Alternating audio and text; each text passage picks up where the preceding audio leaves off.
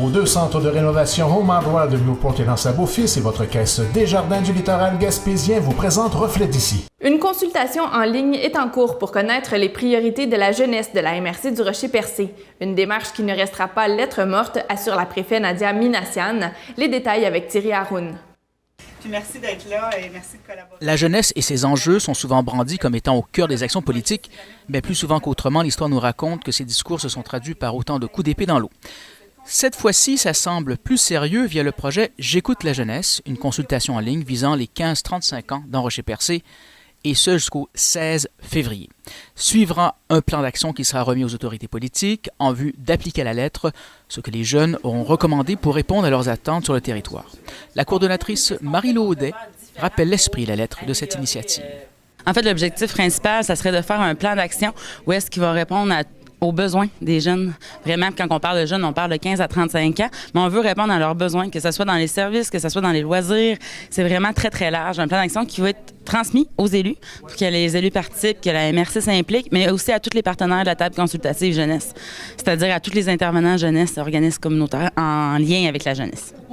La préfète Nadia Minassian assure son engagement plein et entier.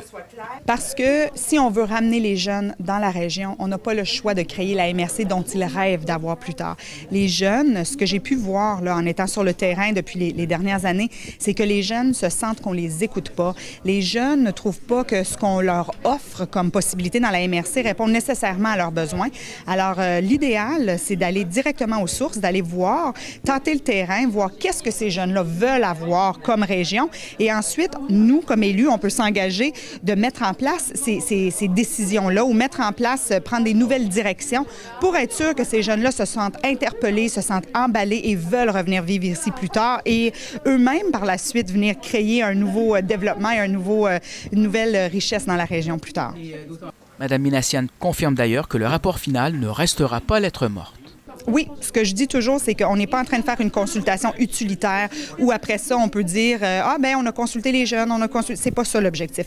L'objectif, c'est de réellement avoir un outil de travail qui va être utilisé comme trame de fond dans toutes les décisions et les orientations qu'on va prendre au niveau de la MRC. Ce projet de 54 200 $, financé à hauteur de 40 000 $ par Québec, a aussi pour partenaire la MRC et ses 5 municipalités, le CFP La Relance, la Commission Jeunesse Gaspésie des Îles, entre autres. Thierry Haroun pour TVCGR, à Chandler.